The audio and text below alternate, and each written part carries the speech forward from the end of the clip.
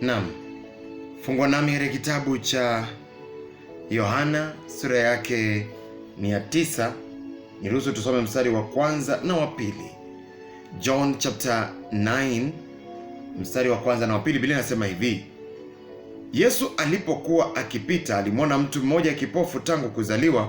Basi wanafunzi wakamuuliza, Mwalimu, ni nani aliyetenda dhambi, mtu huyu ama wazazi wake, hata kuzaliwa kipofu? Naam, kuna vile Yesu alijibu. Napata kuendelea na hadithi hiyo ama kisa hicho ambacho kilitokea, lakini nikawa naona tu jamaa ambao kabla Yesu aje walikuwa hata na maswali mengi tu, wanajiuliza kwani what happened, nini kilifanyika hivi ndiposa huyu ako jinsi alivyo. Na nikawa natafakari tu kuhusiana na watu ambao tumefika mahala ambapo tuna maswali mengi. Unajiuliza, Mungu, mbona niko jinsi nilivyo? Do you know, kuna mtu hata sasa hivi ninapoongea anajiuliza, Mungu, kwa nini nilizaliwa mwanaume? Maana ameangalia, amegundua kwamba mwanaume ni majukumu, yafaa provide for the family, kwa sababu kikiumana yeye ndio akulaumiwa. Lakini anajiuliza, mbona nilizaliwa mwanaume? Kuna mama hapa anasema, mbona nilizaliwa mwanamke? Mbona mimi ni mwanadada? Kisa na maana ni kwa sababu ana complications kwa sababu ya kupata mtoto. Kwa hivyo anajiuliza, mbona uchungu huu wote, mbona nilizaliwa mwanadada? Nasikuza na mtu ambaye anajiuliza, mbona nilizaliwa kwa hii familia? Kuna maswali mengine ambayo huwezi pata jibu. Eti mbona nilizaliwa kwa hii familia? Si ningezaliwa kwa hii familia, ile familia tajiri. Yeye anapenda kusoma, lakini huo uwezo wa kusoma haupo. Hajasomeshwa vile ambavyo alitamani. Na is a very bright student, she's a very bright student, lakini hela hazipo. Lakini alizaliwa kwa hiyo familia. There is nothing they can do about it. Kuna mmoja unapata kwamba amefika mahala ambapo ana regret hata kuwa na wazazi ambao ako nao. Unapata mtu ambaye ana mzazi ambaye, mama ambaye, baba ambaye anatuma msichana wa binti yake kwenda kufanya ukahaba ndio apate pesa, ndio aweze kupata chakula cha kila siku. Mtu ambaye anaishi na baba ambaye ama mama ambaye lazima kuwe na masponsa ndio waweze kukula chakula cha kila siku. You know, it is very bad. Unajiuliza, why was I born in such a family? Unampenda Mungu ndio, lakini kuna mambo yanafanyika, unaona mnaishi kwa room moja, yale yanatendeka unayaona. Si kwamba wewe ni mtoto zaidi, hapana, unayaona tu. Unajiuliza why? Naongea na mtu asubuhi leo, mtu ambaye anajiuliza, mbona mimi nimesoma na makaratasi lakini kazi sina. In fact, kibarua ambacho niliajiriwa juzi kufanya nikapata hela kidogo, ni mtu ambaye hajasoma kama mimi. Lakini ndio huyo. Unazidi kujiuliza why?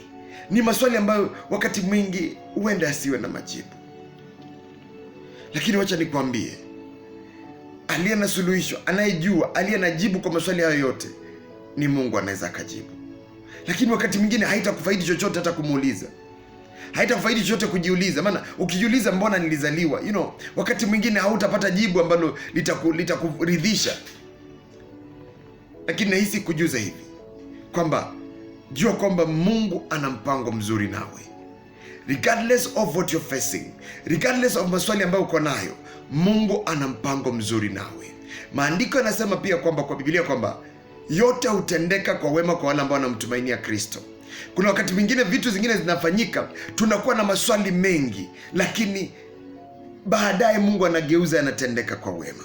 Usije ukakata tamaa. Naongea na mtu ambaye una maswali mengi. Unajiuliza, kwa nini yule ambaye alikuwa ni sole breadwinner wa familia yetu aliaga dunia? Huenda hata mimi nisiwe na jibu ya kupatia. Huenda hata mchungaji wako asiwe na jibu. Huenda hata president asiwe na jibu.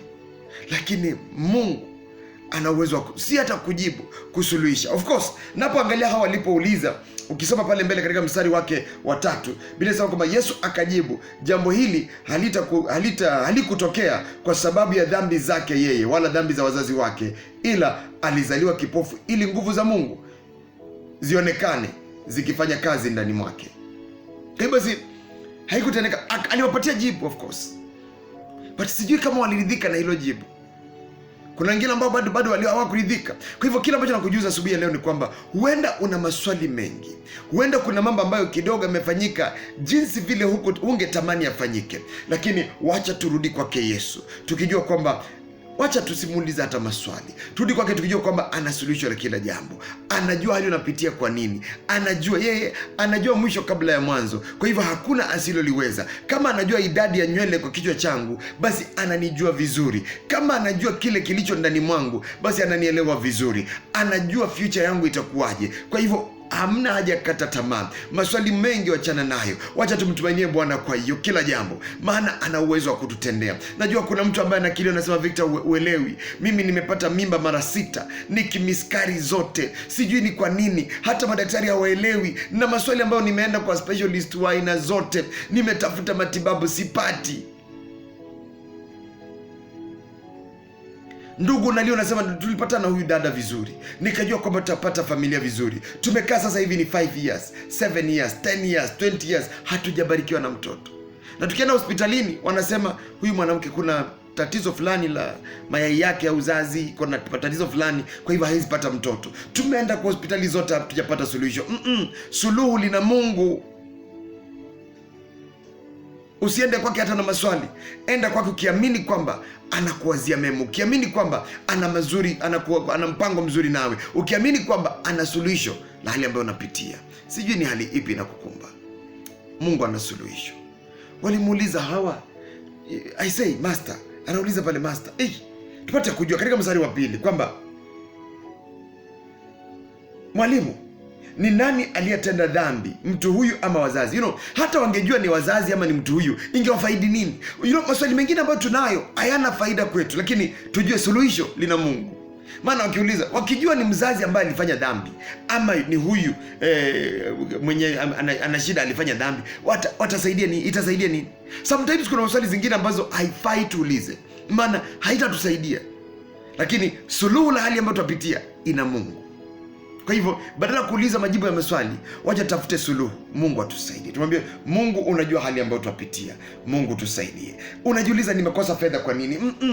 Achia tu Mungu, mwambie Mungu akusaidie. Mungu ana uwezo. Maswali mengi wakati mwingine hata tusaidia. Kwa nini nilioa huyu mwanamke? Kwa nini niliolewa na huyu mwanamume?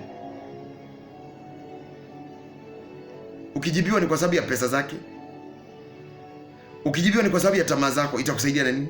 Kwa hivyo ni vema tu hali aliyopo Mungu abadilishe, maana mshaoana, till death do you part. Mungu abadilishe, maana sometimes ukijua sababu, ujue kwamba yule mwanadada alikufuata kwa sababu ya pesa zako, ujue kwamba ndugu alikufuata kwa sababu ya figa yako na saizi imeisha, uko mjamzito, ndio hiyo haiko, what will you do? Haitakusaidia chochote. Kwa hivyo wakati mwingine wachana na maswali, tumtazamie Mungu ambaye alitupa kile tulicho nacho. Alitupa huyo mke, alikupa huyo mme, basi atakupa suluhisho. Mungu ambaye anajua mwisho kabla mwanzo, atakusuluhishia hali ambayo unapitia. Anakujua vema, ananijua vema. Bwana, nakushukuru asubuhi ya leo. Naomba kwamba Mungu unayenijua vema, Mungu unayejua vile heartbeat yangu inaendelea, Mungu unayeelewa vile ambavyo Baba mwisho wangu utakuwa, Bwana nisaidie, niwe na uvumilivu, na zaidi ya yote nisaidie kwamba nikapate suluhisho kwa mambo ambayo, na maswali ambayo niko nayo. Nisipate majibu tu, bali nipate suluhisho kwa hali ambayo inanikumba, kwa jina la Yesu Kristo, amen. Mungu akutende wema. Niwapo ujumbe wa kubariki mpendwa msikilizaji, make sure umeenda pale kwenye YouTube. Kwa wale ambao wanasikiliza kwenye radio, enda kwenye YouTube, search Victor Mandala Himizo, Victor Mandala Himizo. Na of course kwa leo ni kuhusiana na maswali ambayo tunajiuliza. Ukiandika tu Victor Mandala Himizo maswali, alafu utaipata moja kwa moja kwenye YouTube. Na ukiambiwa ukishaipata, chini yake kuna neno subscribe. Click your subscribe, kisha click subscribe, utapata labda kwa wale ambao Gmail account haiko active pale, utaambiwa sign in. Kisign in, weka tu account yako ya Gmail, alafu password yake, alafu utakuwa usha sign in. Na baada ya pale, kando yake kuna alama ya kengele inaitwa notification bell. Click ili kila wakati napo upload himizo hili kwenye mtandao wa YouTube, utakuwa notified kupitia kwa Gmail account yako. Na ndiposa basi una sign in na Gmail account yako. Mungu akutende wema. Kwa hiyo basi make sure umesubscribe.